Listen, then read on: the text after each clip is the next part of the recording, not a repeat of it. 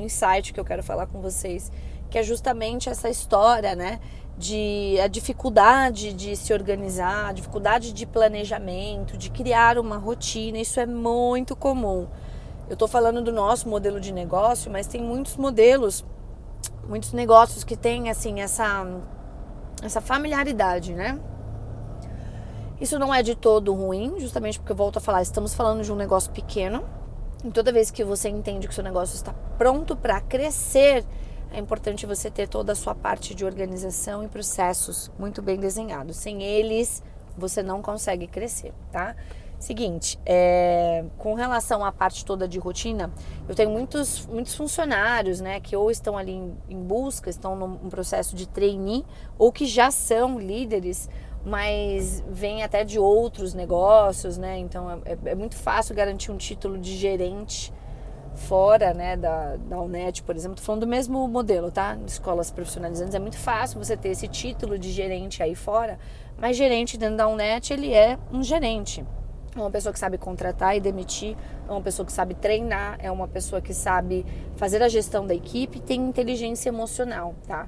Então, por isso que muitas vezes o nosso processo de progressão, né, o nosso processo de promoção, ele demora para acontecer, porque não é uma coisa assim, a gente promoveu, a gente vai cobrar, a pessoa não entregou, tchau. Não, a UNET, ela tem essa filosofia de preparo, de estar próximo, de ensinar, de estar ali, né, junto.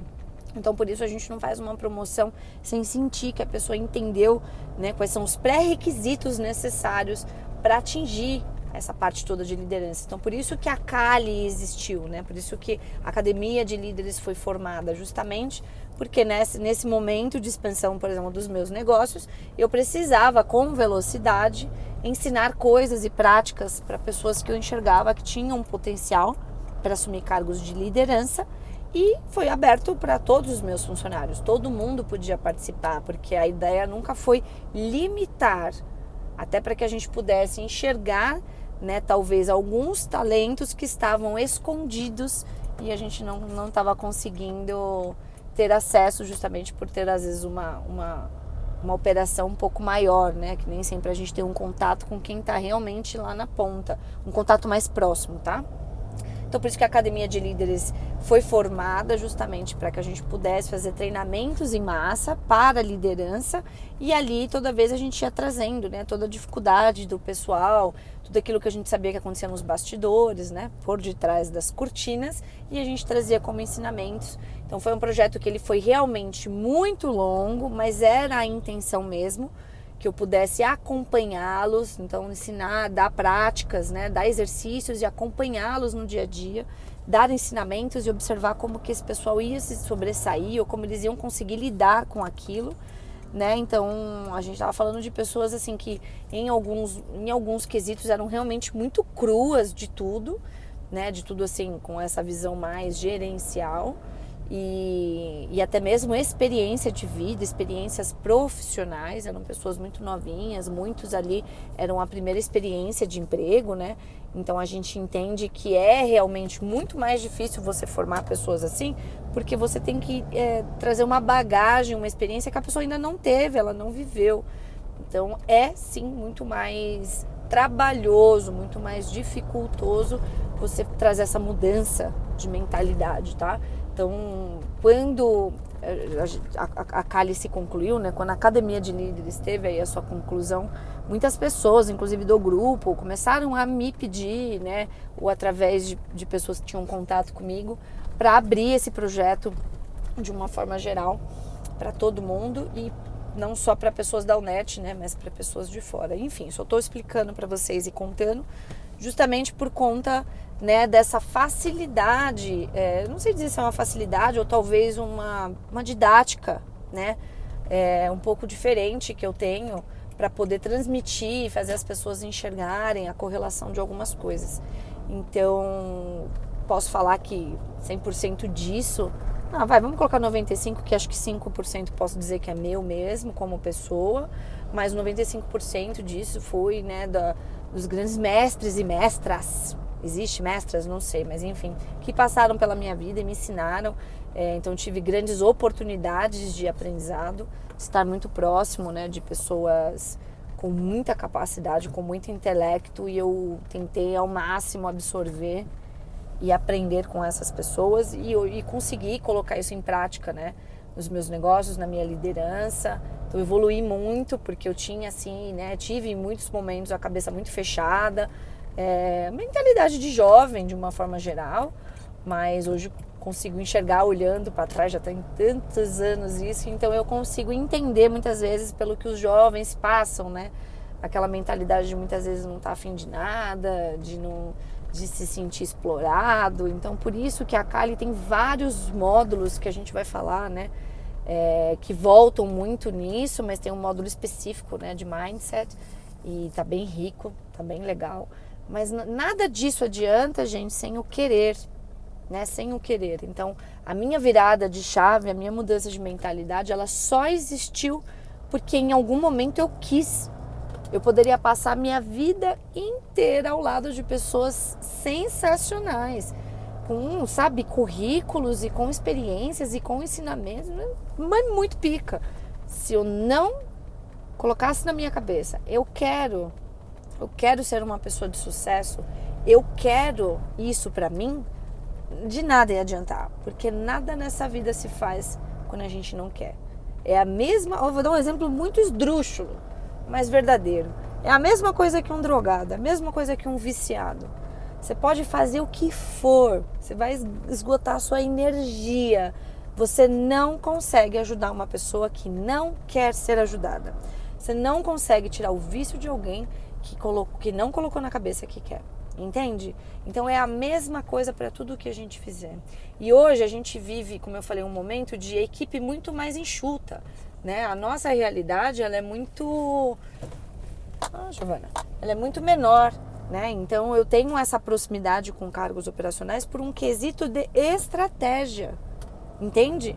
Estratégia do meu negócio. Então eu entendo onde estão as falhas, onde estavam os gastos desnecessários, tudo aquilo que foi preciso e necessário a gente cortar ou realocar ou organizar, e algumas funções eu mesma peguei, eu mesma absorvi até a gente ter estrutura. Deixa eu explicar melhor para vocês. Então, boa parte do financeiro das minhas empresas, né, quase 100% do financeiro sou eu que faço. Porque eu achei que era melhor eu realocar essa verba no departamento comercial, porque a escola precisava girar, a escola precisava ter um número maior, um fluxo maior de matrículas, e eu segurava o financeiro. A escola tendo estrutura, conseguindo entrar uma grana legal que consiga sustentar, eu volto com esse cargo, né? Eu entrego a chave, literalmente, do financeiro na mão de uma pessoa específica, mas também quando chegar esse momento, né? Em algumas unidades, quando chegar esse momento, também não é uma coisa simples que a gente pode, tá simples achar um profissional que faça isso no meu lugar. Não é, né? Por uma série de fatores que a gente vai falar aqui, que principalmente envolve resiliência e controle emocional, tá? Inteligência emocional.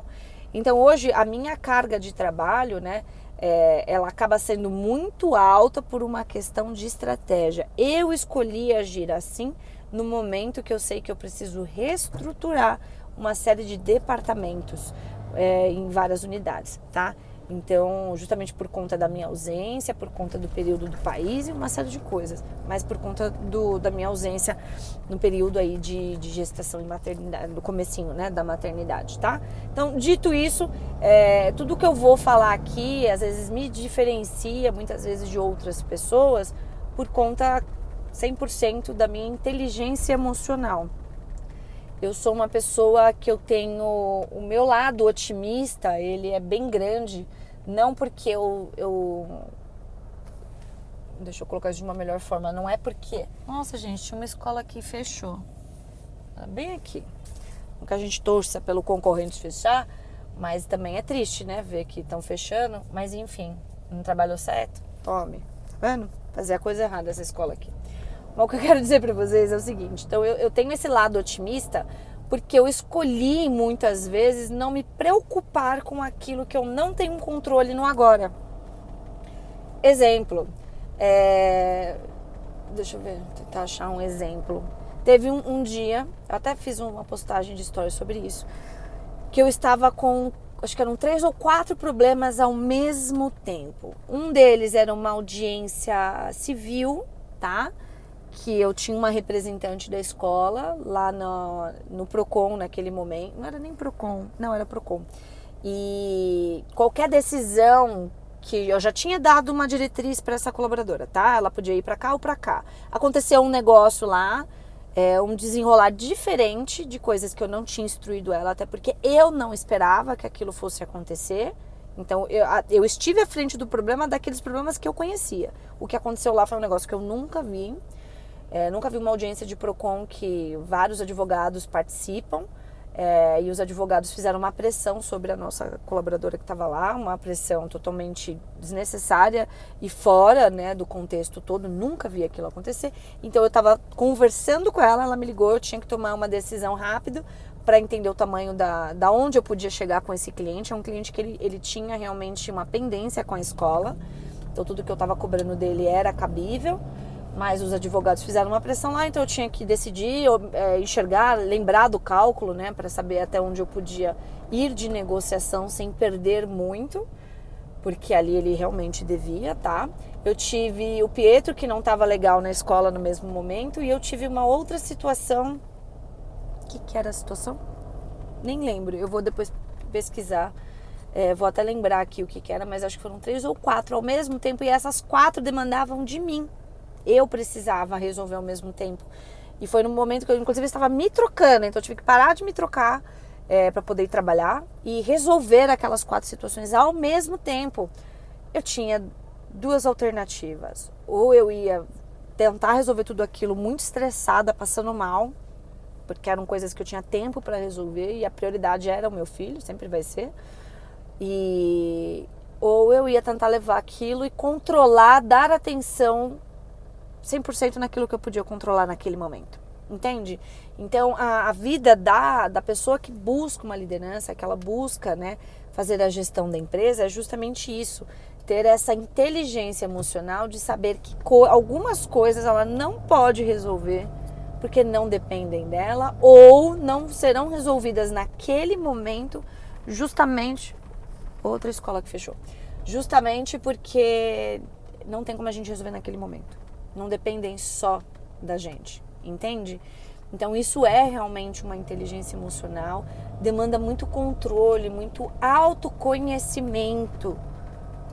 E esse vídeo tá gigante, pera aí.